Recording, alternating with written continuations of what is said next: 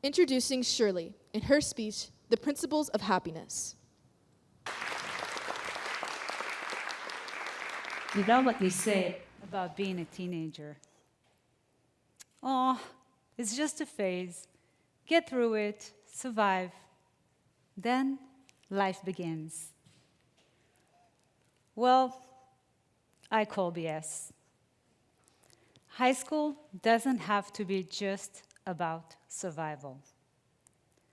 What if I told you that this chapter of your life can be way more meaningful, even joyful, than you've been led to believe?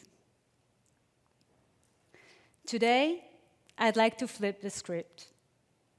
Now, I'm not here to fix your homework load, change your teachers, or magically delete your social drama.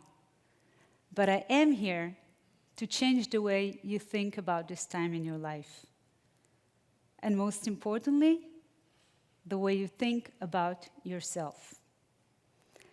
Because if there's one thing I wish someone had told me when I was in high school, it's this: you have more power over your happiness than you think.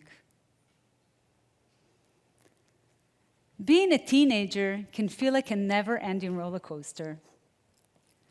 Hormones, pressure, expectations, academic stress, social confusion, and a whole lot of self-criticism. And when it gets overwhelming, it's easy to think that this phase in your life just sucks. But what if the problem isn't the phase? What if it's the way we think about the phase? Let me take you back for a minute. I'm in my old childhood bedroom. I'm maybe 15. I'm lying on my bed listening to the radio because they didn't have Spotify back in the 90s. And this song comes on, Creep by Radiohead. Does anyone know it? I'm a creep. I'm a weirdo. Want to sing it with me? Nah, I figured you wouldn't. But I remember hearing this line: what the hell am I doing here? I don't belong here. And thinking to myself, oh my God, that's exactly how I feel. And the strange part, there was nothing dramatic going on in my life. I had friends, I had a good family, but still, I felt this gap between who I was and who I thought I should be. And I truly believed I was the only one feeling this way. Turns out, almost everyone does, especially in high school. But no one tells you that. No one says, hey, this feeling, it's normal. You're not broken. You're just becoming. Let's clear up one of the biggest lies you've been told. Happiness isn't a finish line you cross when you ace your AP tests, get into your dream college, or have 1 million followers. It's not a trophy you earn and put on a shelf. It's more like brushing your teeth. You don't do it once and expect minty fresh joy forever, right? Happiness is a practice, not a prize. It's something you build into your life again and again. A journey, not a destination. And the best part? You can start walking it today, one small choice at a time. Another thing I wish I knew back in high school is this: you are the only person on earth who truly knows what brings you joy and what gives you meaning. Not your best friend, not your parents, not some influencer on TikTok. For one, joy may come from lying on the beach with zero plans. For another, this sounds like pure torture. Meaning can come from writing a poem, coding an app, helping someone, or crushing it on the soccer field. So, how do you figure out what really matters to you? Let's try something. Close your eyes for a minute. No, really, humor me. Imagine that from this moment until the rest of your life, no one will know what grades you got, where you went to college, how much money you make, or how successful you are. No trophies, no followers, no applauses, just you, living your life. Now think to yourself, in a world where no one's watching, who would you want to be? That's your clue. That's where the gold is. And here's another clue. And by the way, you may open your eyes. Think back to a moment when you did something and completely lost track of time. You were so into it, you forgot to eat, didn't check your phone, and didn't care what anyone else thought.